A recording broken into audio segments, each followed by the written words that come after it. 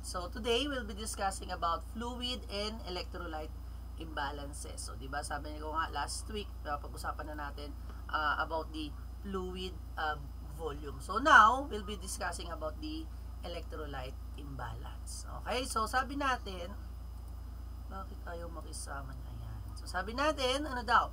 Fluid balance, di ba sabi natin, kailangan balance daw yung fluid natin with regards to intracellular compartment or yung nakikita natin dun sa loob ng cell. Which is, ano daw nga yan? Gano'ng kadami daw? It comprise around 2/3 of your total body water or 67%.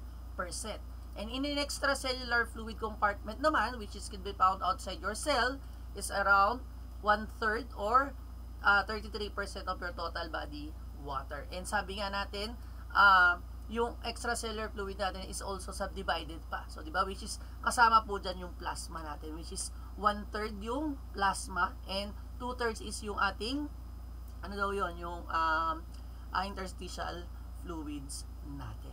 And in terms of body distribution, di ba sabi natin last time, your total body water is affected by two factors, di ba? It affects by age, di ba?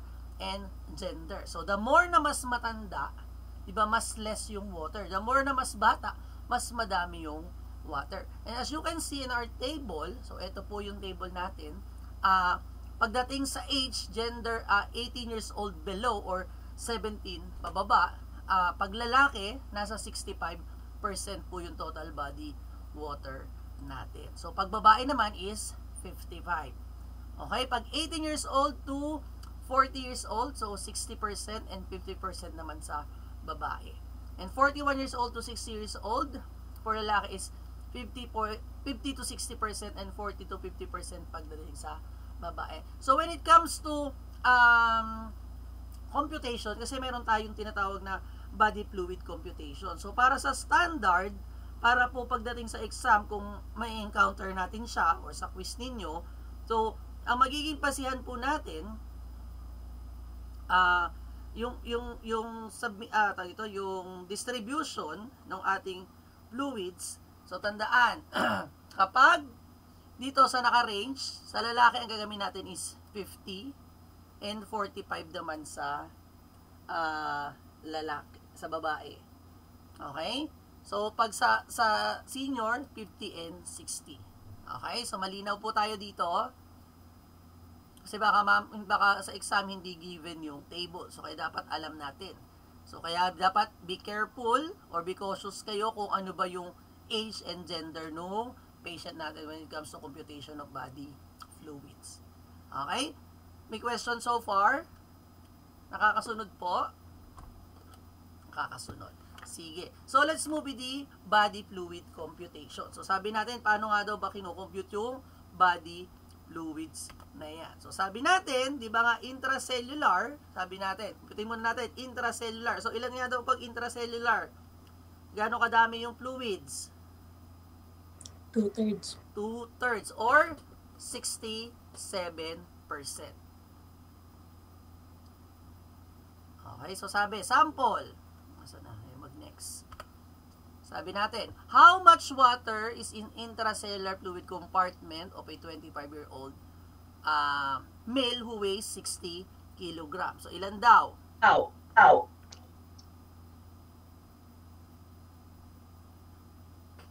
So, ilan? Ano yung gagawin natin? So, formula, first, ano daw? Compute the total body water based on age and sex. So, ano daw yung age ni patient? 25. And, ano daw siya? Lalaki. So, 60 kilograms. So, ano gagamitin natin na table?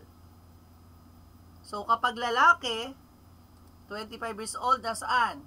Lalaki, 25 years old. So, dito siya papasok. So, ang gagamitin natin ay 60%. Okay? So, 60%. So, ang mangyayari, 60 kilograms multiplied by 0.6. So, i-convert natin sa decimal point yung percentage. So, 60 kilogram times 0.6 is equals to 36 kilogram. So, this is the weight of water. So, convert yung 36 kilogram into liters. So, di ba 1:1 yung ating conversion. So, the total body water or volume of water dun sa patient natin na 25-year-old male na 60 kg is 36 liters. Nasusundan? 36 liters. Okay, step number 2. Compute for the intracellular fluid volume, which is, di ba, pag sinabi ng intracellular, 67%. So, dun 36 natin, multiplied by 0.67. So, 36.67. So, you will get 24.12 liters. So, that's your ICF or intracellular fluid compartment natin. Ito yung volume niya, 24 liters. Nasundan po ba? Dali lang, di ba? Basic. Sige, let's now compute the extracellular naman. So, extracellular, sabi natin, how much water is in the extracirculatory system of a 32-year-old female who weighs 50 kg? So, ano naman gagawin natin now? 32 female. So, 32. So, nandito pa rin siya. So, female. So, 50%. Diba? So, kung 50%, paano natin kukumputin? So, compute the total body water based on age and sex. So, 50 kilograms times 0.5. So, that would be 26 kilograms. That's the weight of your water. To convert to liters, so it's 26 liters. That's the volume of water. And then, step 2, compute for the extracellular fluid volume. So, extracellular, which is 1/3 or 33%. So, ngayon, kukunin mo yung 33% no 26. So, 26 times 0.33, that would be 8.58 liters. Sundan? And then, diba sabi natin, yung extracellular compartment is subdivided, so may plasma pa. So, gano'n naman daw yung plasma volume? So, diba yung plasma ilan daw yung 1/3? So, kung kunin mo yung 1/3 niya, nung 8.58, so the plasma is 8.58 divided by 3. So, the plasma is 2.86 liters. Nasundan po? Nasundan. Madali lang mag-compute? Madali lang. Okay? Kayang-kaya. Sige. So, that's how we compute the total body water in terms of intracellular fluid body compartment natin and extracellular fluid compartment natin together with your plasma. Okay? So, last week, I think nadaanan na rin po natin to, yung ating table with regards to normal values. So sabi ko nga, kabisaduhin is yung mga normal values natin. Okay? So, next naman, ano naman yung next natin? The serum osmolality. When we say osmolality, di ba, ito yung concentration of solute particles dun sa given solution natin. Sabi niya, reflects the amount of solute particles in a solution and measure of the concentration of a given solution. So, dito natin malaman how concentrated or how diluted yung ating fluid or the volume natin. So, paano naman kinocompute yung serum osmolality? Okay, so serum osmolality, the formula is, ano daw? Yung glucose, nandaan, ito yung mga kailangan, glucose, BUN, the sodium of your patient, divided by 18 yung glucose, and divided by 3 naman yung BUN. Okay, ano nga daw yung normal glucose level ng katawan? It's 70 to 100 mg per deciliter or 5.6 to 6.9 milliosmol per liter. Pag naman BUN, milligram per deciliter is 10 to 20. Okay? So, ganito lang po yung gagawin natin. So, tandaan, sodium. So, kailangan meron kang result ng sodium, ng glucose, and ng BUN natin. So, the normal value for serum osmolality is 275 to 290 milliosmol per kilogram. So, meaning, if greater than, mas mataas dito, mataas yung concentration. So, super diluted yung ating serum natin. Kapag mababa naman sa 75, diba, concentrated. concentrated siya. So sabi nga natin, sodium is the most active determinant of serum osmolality and therefore actively move across your membranes to ensure yung normal osmolality. Okay, nasundan po ito kung paano kinukompute. Nasundan. Magsasample ba tayo? Sige, sample. Halimbawa, the sodium is 148. Tapos, ang glucose ay 80. The BUN is 15. So, paano daw yon? Sodium, 148 multiply by 2 plus 80 divided by 18 plus 15 divided by 3. O, kumputin natin. Saan yung calculator ko? So, sabi natin, 148 times 2. So, that would be 296. 296 plus 80 divided by 18. So that would be 4.44 plus 15 divided by 3. So that would be 5. Tama? So 5. So add mo lang siya. 296 plus 4.44 plus 5, it equals to 305.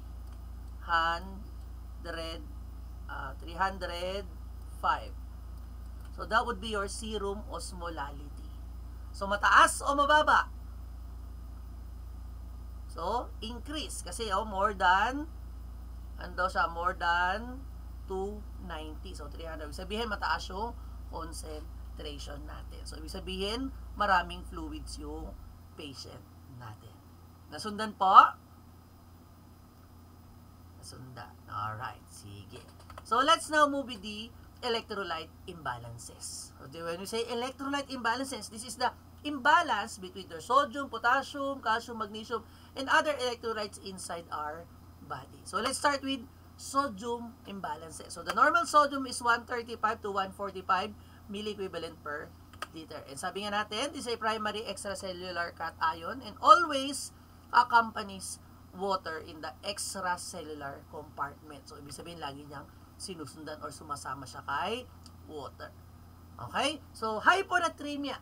We say hyponatremia if the sodium is less than 135 milliequivalent per liter. And most commonly abnormality observed in patient natin nasa hospital. So kadalasan pag na-hospitalize, mostly nagkakaroon ng hyponatremia. So initial approach is to determination of the serum osmolality. That's why, di ba, tinuro ko kanina how we compute the serum osmolality. So bakit nga ba nagkakaroon ng hyponatremia? Di ba? Pwedeng because of nawawala yung sodium or masyadong maraming fluids kaya nade-dilute masyado yung sodium natin. So sabi nga natin, ang cause due to diuretics, di ba? Diuretics is pampaihi. Di ba? So, inaihi ng pinaihi patient, so sumasama ngayon yung sodium ni patient pag umiihi siya. Or due to low sodium diet, di ba? Or excessive ingestion of plain water. So, di ba? Halimbawa, kumakain ka ng tubig, 3 litro, 4 na litro kada araw. Di ba? Or pwede rin due to profuse diuresis or diaphoresis. Pawis ng pawis or ihi ng ihi yung patient natin. Or administration of electrolytes, yung electrolyte-free solution. Di ba? Walang kasamang sodium. Or due to prolonged vomiting. Di ba? Suka ng suka yung patient. Sumasama ngayon na nilalabas din niya. Di ba? GI suctioning or yung mga fistula na meron si patient. Okay? So, edema, ascites, and burn.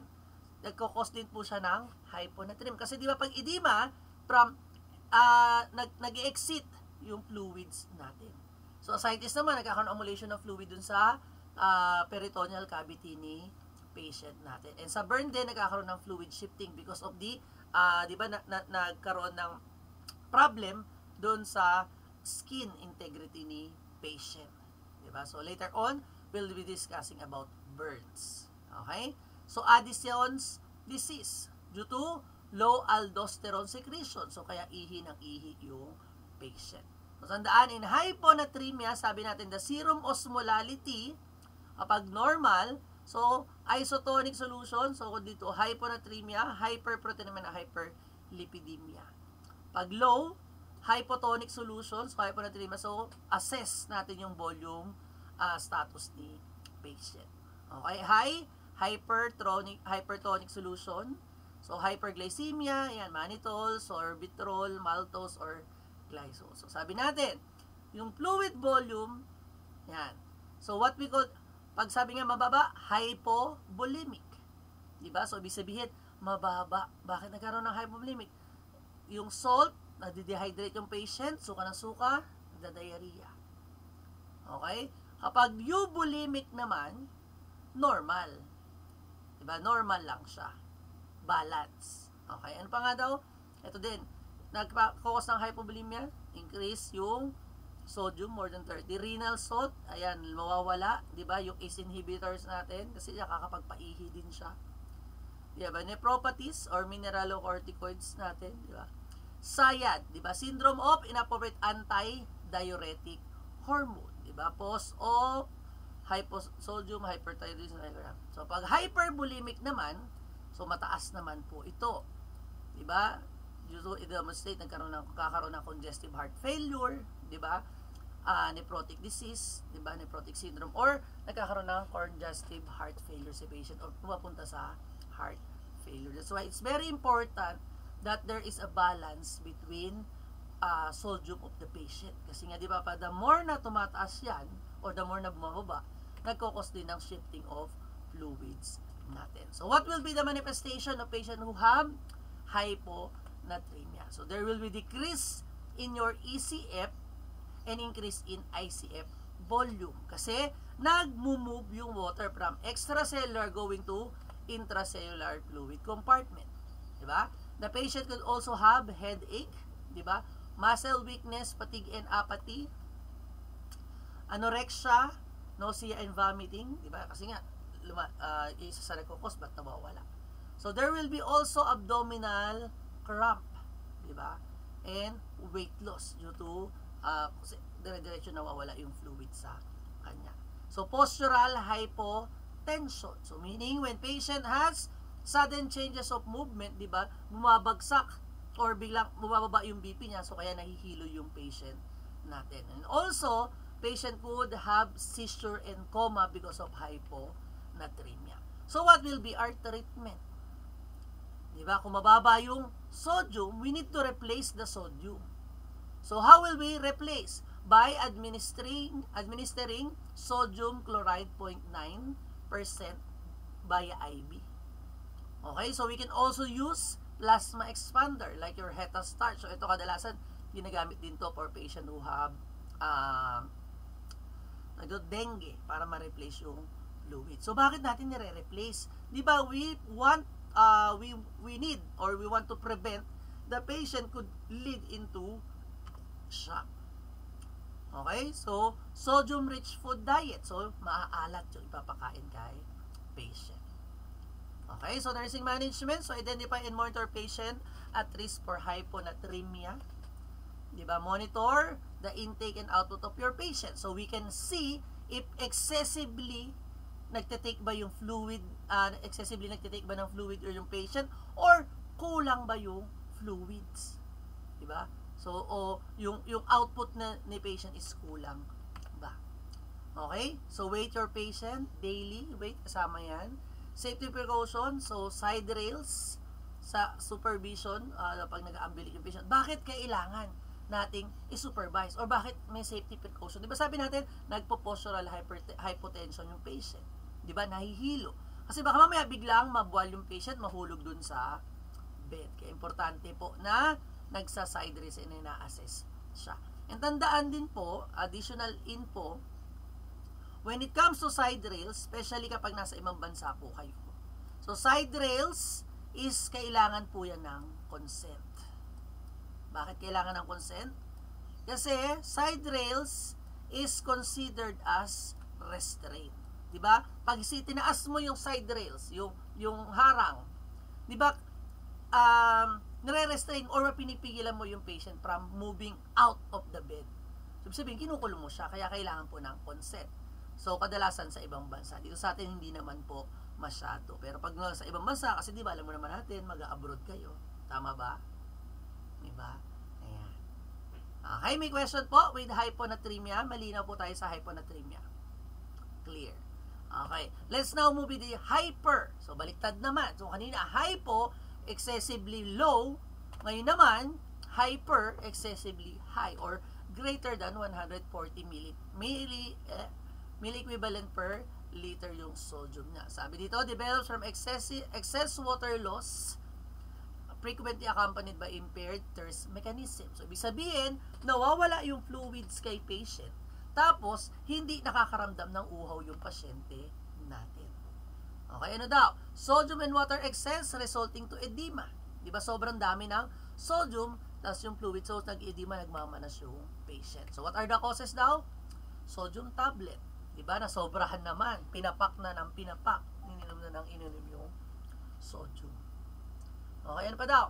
Hypokalemia, hypercalcemia, or sickle cell anemia can cause neurogenic diabetes insipidus. So, ano yun? Diba yung hypokalemia, bumababa yung potassium ni patient, and hypercalcemia, mataas yung sodium.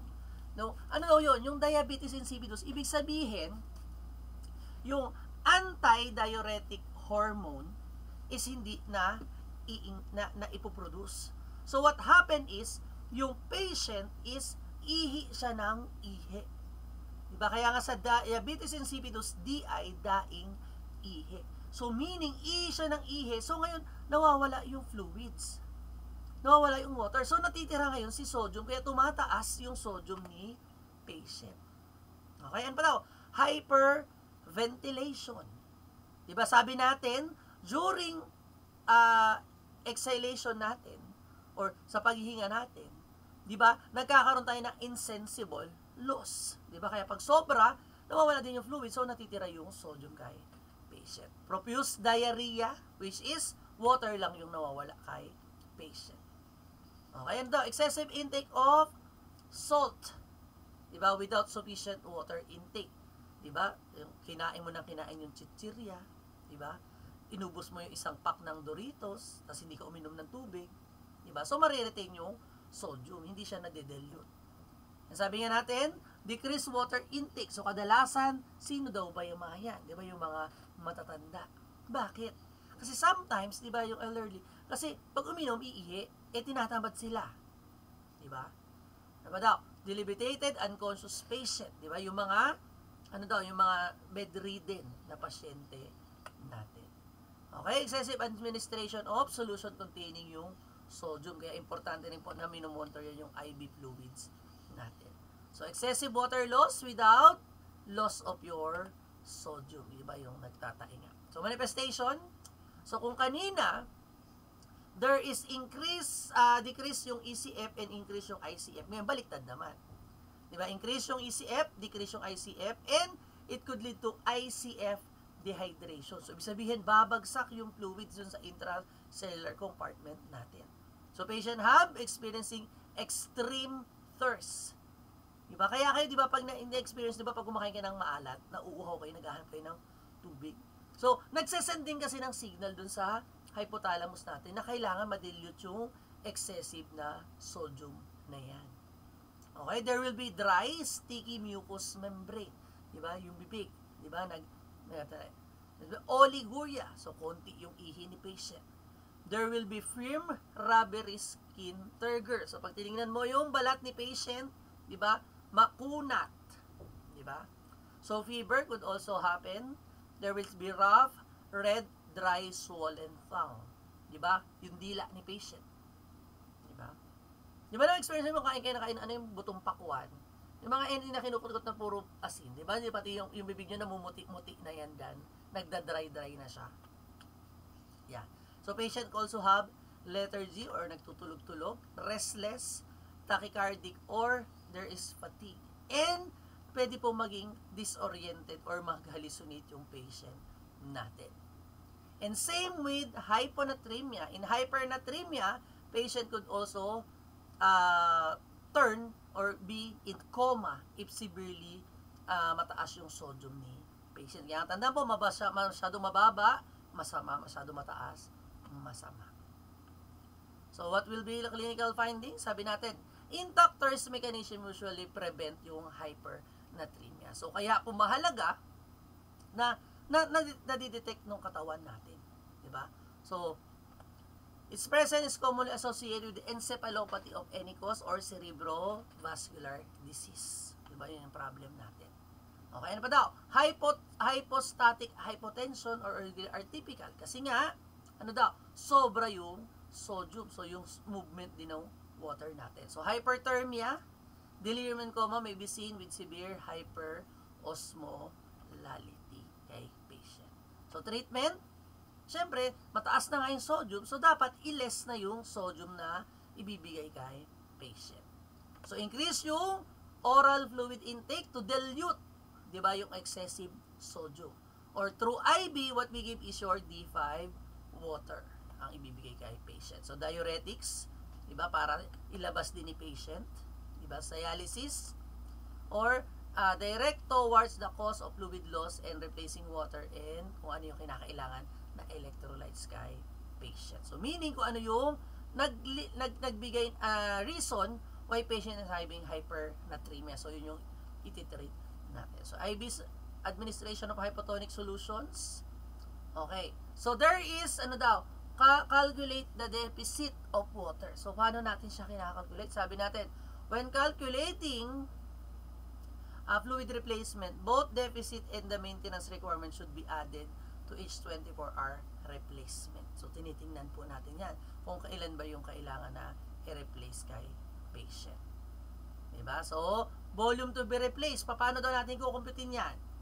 So, sabi natin, get the current total body weight of the patient multiplied by the sodium, yung sodium resolve, yung serum sodium ni patient, minus 40 divided by 40. Diba? Sample daw. Where sodium is, ito, yan. So, sample. 36 years old,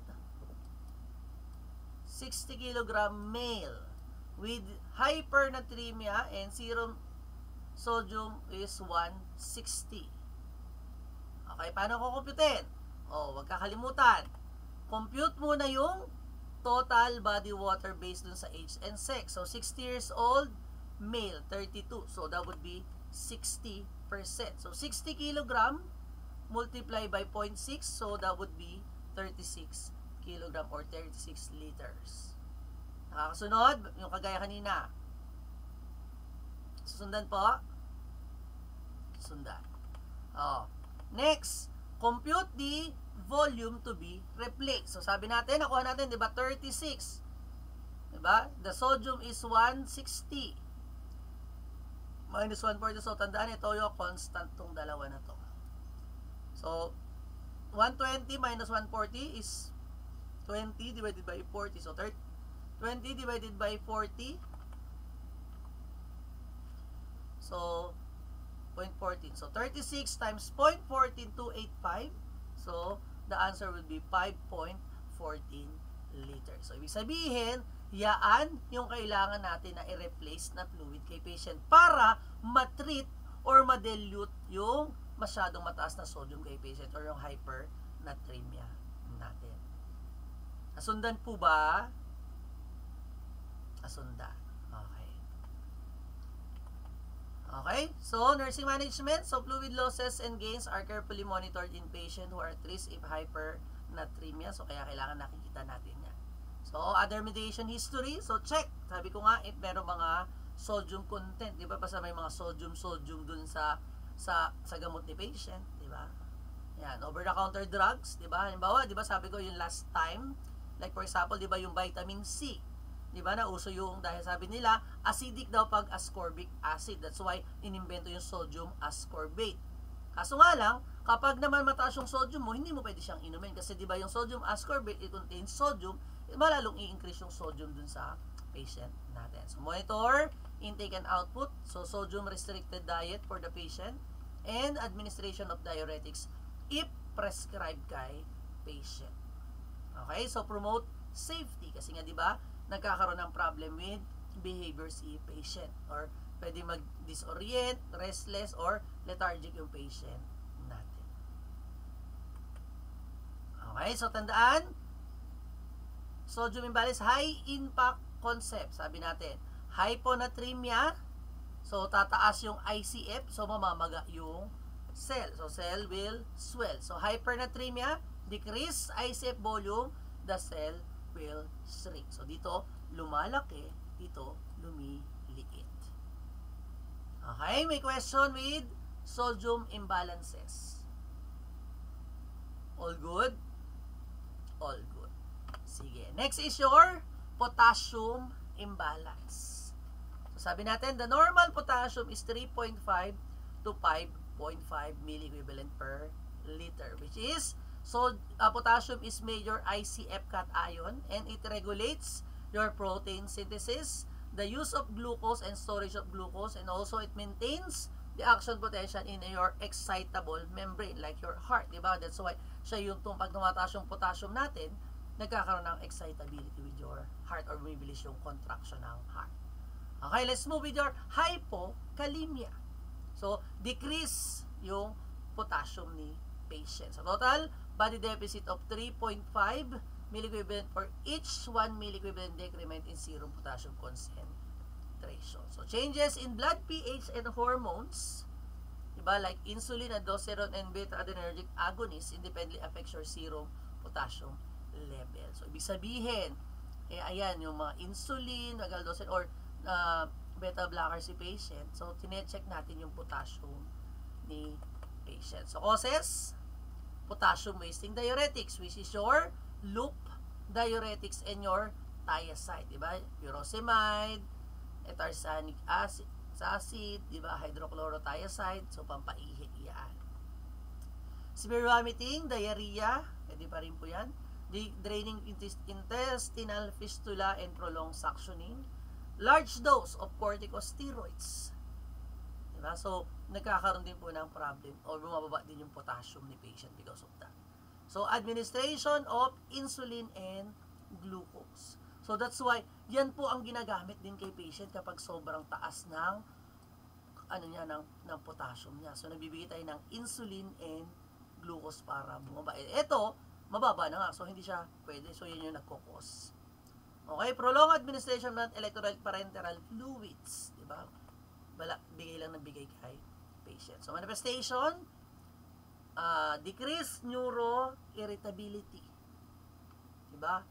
Bakit nagdi-decrease? Di ba? Sabi natin, because of hypokalemia. So, ano yung mag-decrease? GI, tract, anorexia, nausea, vomiting, abdominal distension, and pwede magkaroon ng paralytic ileus, meaning, pwedeng hindi mag-move yung intestine or yung bituka ni patient.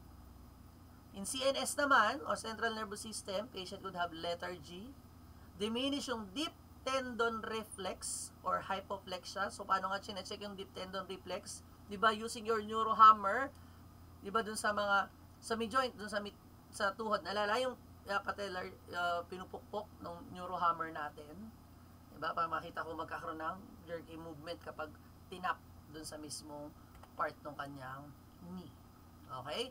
So, there will be confusion dun sa patient natin or mental depression. So, ibig sabihin, affected yung thinking ni patient. So, in terms of muscle, there will be weakness, fatigue, and leg cramps. Also, nagkakaroon din lang natin flaccid paralysis. So, nanlalambot. Diba? Parang hindi makatayo. Hindi, kasi nga, weak yung muscle ni patient. Even the respiration could be affected. So, nagkakaroon respiratory muscle weakness. There will be tetany. Diba? Parang na tetanus, so naglalakjo yung patient, or rhabdomyolysis yung patient natin. Okay, respiratory arrest could also happen kapag may hypokalemia. So, cardiovascular system naman, hypotension, dysrhythmia, kasi nga, di ba, affected yung cardiac muscle natin, or myocardial damage and cardiac arrest dun sa patient natin. Okay, so pag sinabing patient is having tetany, ayan, so nagkakaroon ng, parang to twitch yung kamay ni patient. So, ayan, so nagiging swan yung kamay ni patient. So, yung rhabdomyolysis naman, sabi naman natin, a condition where skeletal muscle breaks down rapidly, releasing breakdown of products into your bloodstream. So, ibig sabihin, yung myoglobulin, di ba, nasira. So, napupunta siya sa, increase napupunta dun sa kidney. So, ngayon, nasisira yung kidney ni patient. Di ba? So, kaya, ang nangyayari, yan, dahil dun sa muscle pain, weakness, and dark yung urine ni patient pag nag-hypokalemia tayo. So, other manifestation sa kidney, water loss. Diba? There will be thirst, renal damage. Yan ang mangyayari. So, tandaan daw, in hypokalemia, increases the likelihood na magkaroon ng digitalis toxicity. Naalala pa si digitalis? Si digoxin? Diba? Kaya yung patient natin, if patient is taking digoxin, so minomonitor din po yung potassium level ni patient. Kasi nga baka, because of araw-araw na pag-inom niya ng digitalis, bumababa naman yung potassium ni patient. So, okay. In terms of ECG, may mga changes din yan. Diba? There will be ST depression. Diba? Naalala pa yung ECG natin? Yan. So, ST, diba? Q, RST. So, ibig sabihin, ito, yung part na to, bumababa. Kakaroon ng depression. Flatten T-wave. Diba? So, ito, imbis na meron niyang pa-curve pa na konti, flat na lang siya. Increase yung U-wave natin. So, ST depression, bumababa to masyado. T-wave, flat or inverted. So, di ba dapat paganto siya? Tapos, yung U-wave naman, sobrang taas. Diba? So, nakikita rin po sa ECG. So, what will be our treatment? So, eliminate the cause kung bakit ba nawawala yung potassium kay patient. So, if ang reason is due to diuretics, so instead of potassium wasting diuretics ang gamitin, let's use your potassium sparing diuretics like your spironolactone natin. Okay, increase oral intake of potassium rich food, o hindi, makakita nyo K-rich, baka nyo Korean foods, hindi po ha, potassium po yan ha. O, baka kala nyo Korean foods pala yung papakain, diba? Hindi po, K, ibig sabihin potassium rich food. Okay, potassium supplement, yung mga safest way. So, ano ba yung mga foods that is rich in potassium? Diba, nandiyan yung avocado, apple, oranges, banana, o walang kamatayang green leafy vegetables. Diba? Yung mga dried fruits din po, yan, mataas din yan sa potassium. Diba? Tomato, cucumber, so mga ganyan yung mga matataas sa potassium natin. Okay, intravenous plasma replacement is indicated for patient with severe hypokalemia. So, ibig sabihin, i-replace ng IV. O, tandaan na, pag nag-replace mo ng potassium intravenously, so, ano gagawin? Incorporate. Hindi po ipupush. Incorporate po siya. Hinahalo po sa fluids natin. Okay? So, sabi natin, treatment, if serum potassium is less than or greater than 2.5 milliequivalent per liter and there are no ECG abnormalities, potassium can be given at a rate of 10 mg per liter per hour or in concentration na hindi lalagpas sa 40 mg. Kasi nga, pag 40 mg, imagine mo, pwede mag-arrest yung patient natin. Okay, for severe deficiency, potassium may be given through peripheral intravenous line at a rate of 40 mg per liter per R. Ibig sabihin, sobrang bagsak na yung potassium ni patient. So, occasionally, hypokalemia baby, refractory to potassium replacement. So, management deficiency may make potassium correction more difficult.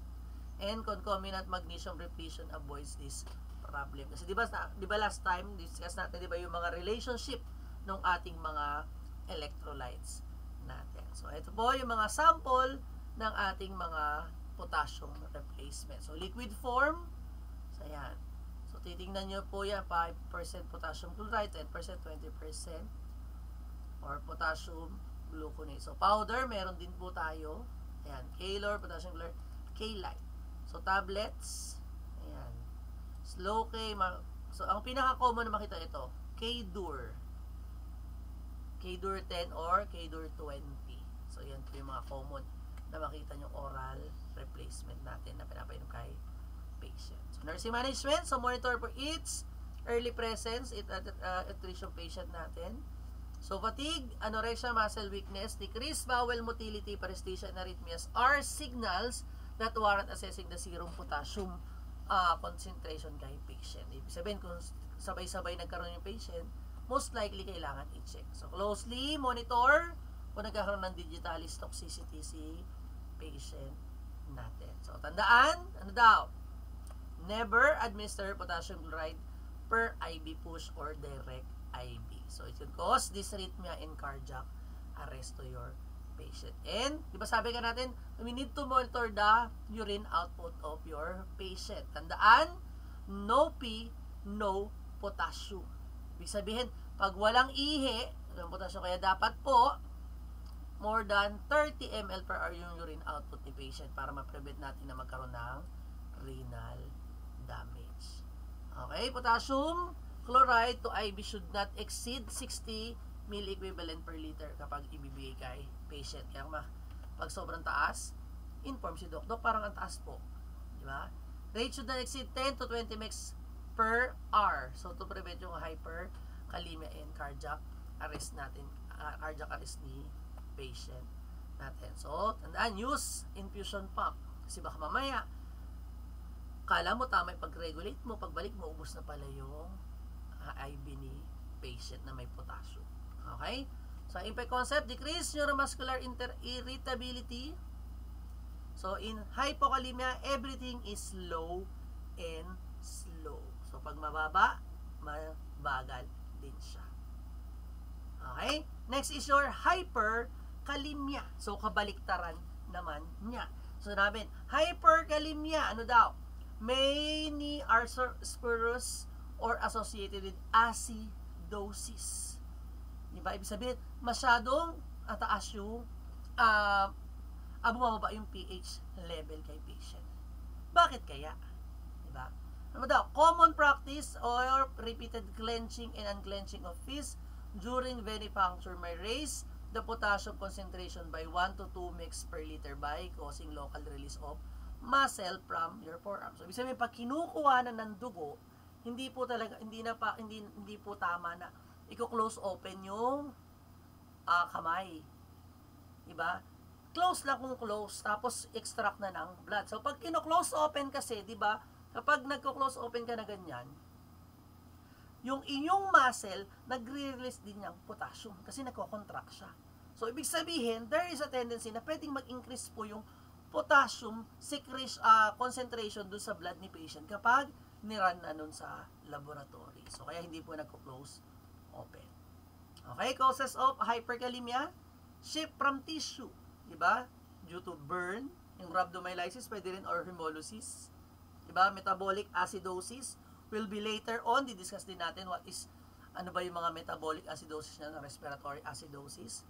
Hyperosmolality, yan, sobrang taas ng osmolality or concentrated masyado. Or insulin deficiency, di ba? Sabi nga natin, si insulin, di ba, kagaya sa active transport natin, di ba, nakakatulong siya para ma-synthesize, di ba, yung potassium na yan. Okay, ano pa daw? Hyperkalemic periodic paralysis, pwede rin mangyari. Or, ayan, eto, mga gamot na to, succinylcholine, arginine, digitalis toxicity, beta-adrenergic blockers. Yan, so nagpapataas po ng hyperkalemia. nagpapataas ng hyper. Nagpapataas po siya ng potassium. So, ito din po, because yan, yung succinylcholine. So, ito is sa anesthesia yung ginagamit. So, nagkakaroon din na po ng respiratory relaxant yan. So, kaya hindi po yung basta-basta binibigay. So, pag binigay yan, kasi nagkakaroon ng skeletal muscle relaxant siya. So, kaya dapat po, pag ibibigay siya, naka-standby yung pang-intubate kasi yung paghinga ni patient na apektuhan. So, meron kami naging patient na ganyan. Actually, hindi lang patient, relative. Diba? Kasi dahil nga muscle or skeletal relaxant siya, may nagbigay na doktor kay relative. In-IV push. Ayun, nag-arrest yung patient kasi hindi siya makahinga. Yan. So, kaya po kayo, bago kayo magbigay ng gamot, make sure na alam yung ibibigay. So, we had this kind of patient na nabigyan niya.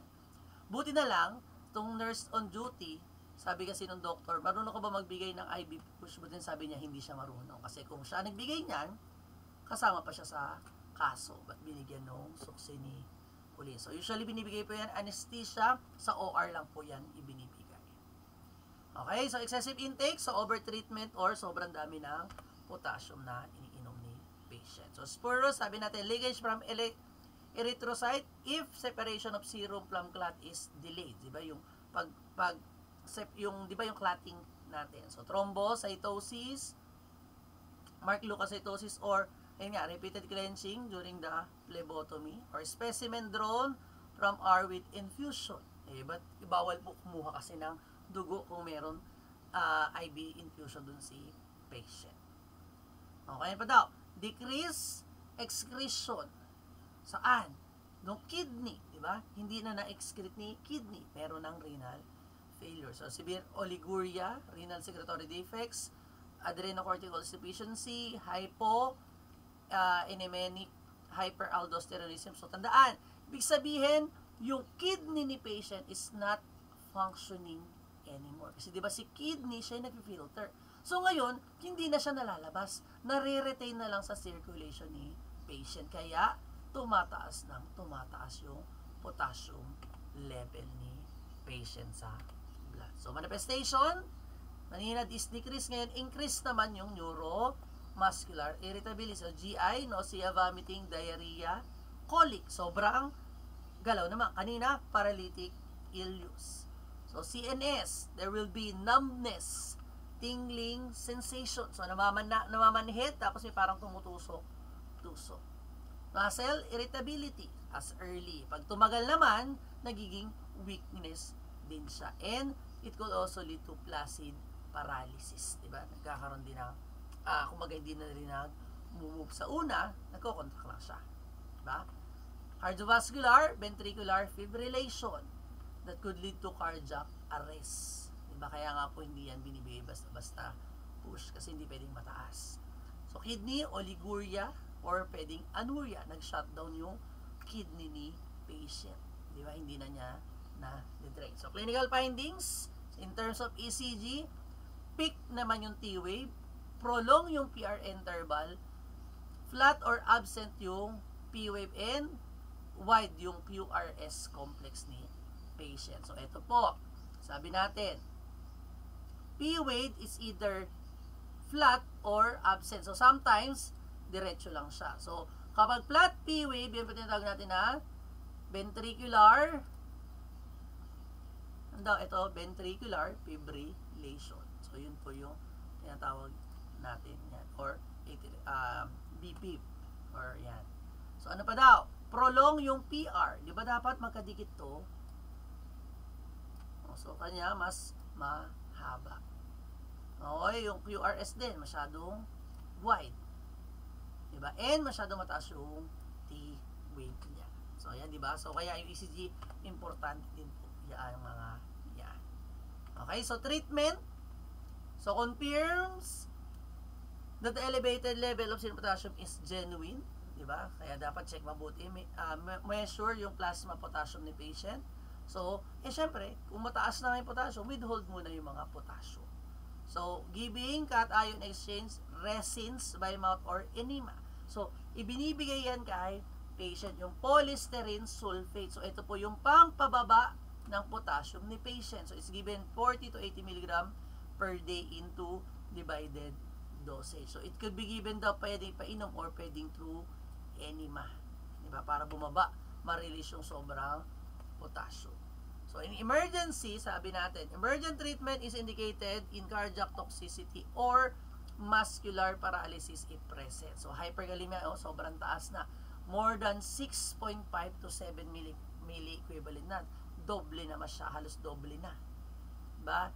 Even in the absence of ECG changes. So, ano ibibigay daw? Diba sabi natin, si insulin tsaka si glucose siya yung tumutulong para mawala. Diba? Nag-go ko siya para mawala. So, ngayon, ito yung gagamitin pampababa. So, insulin plus 10 to 50% glucose may be employed to deposit potassium with glycogen dun sa liver natin. So, sa atin, sa Philippines, ang kadalasang ginagamit dyan, regular insulin or Humulin R, 10 units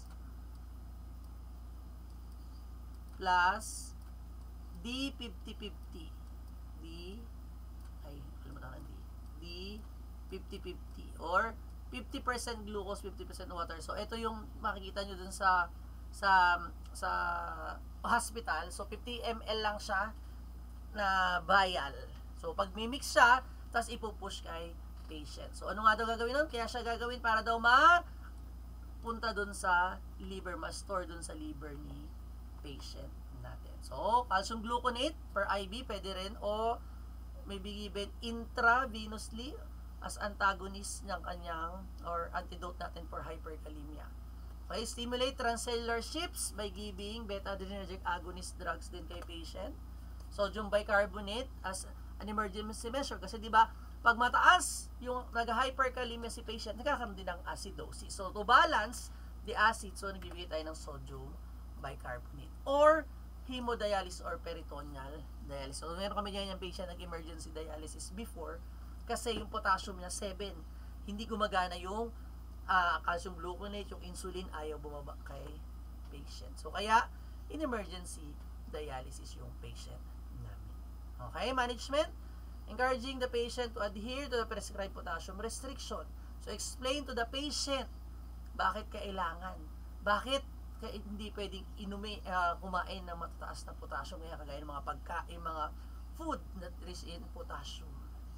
Diba, yung sabi ko kanina, diba, mga fruits, vegetable, legumes, ayan, whole grains, bread, ayan, so bawal kay patient kasi tataas ng tataas, malalo siyang mategi. So check yung labels, especially yung mga cola beverages natin, mataas sa potassium po yan.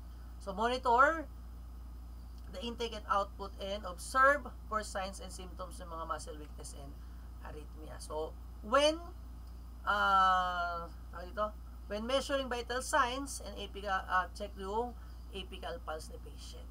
Diba? So dito yung heart rate sine-check na kay patient. So ay impact concept in terms of your hyperkalemia. So increase neuromuscular irritability. So everything is high and fast. So kanina everything low and slow, sa high po ngayong hyper mataas, mabilis. The main route of potassium excretion is through kidney. Kaya importante na makapag-excrete yung patient natin. So kaya importante po na yung intake and output ni patient is na-monitor natin. Alright, may question po ba with hyperkalemia?